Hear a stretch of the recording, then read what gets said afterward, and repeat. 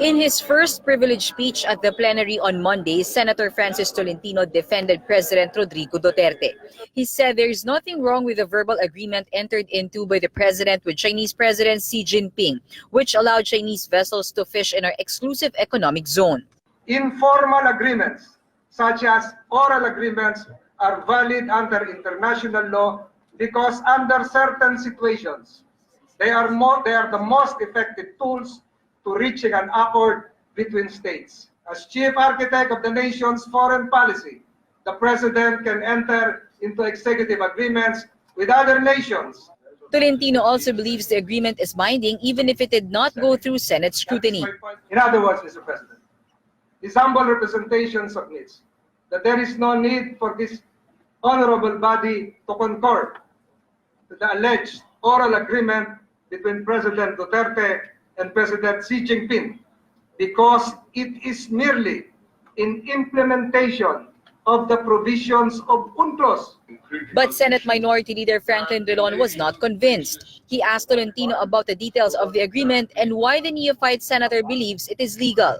There is a certain agreement, and this agreement is entered by no less than the president himself, albeit verbally.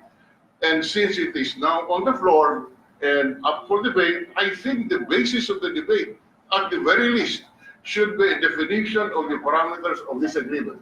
What is the agreement all about?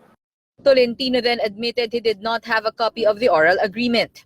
I have no possession, Mr. President, of any transcript or verbal agreement, and I agree with the gentleman from Iloilo that we don't have a copy of that. I was expecting that that would be the salient points of the State of the Nation address.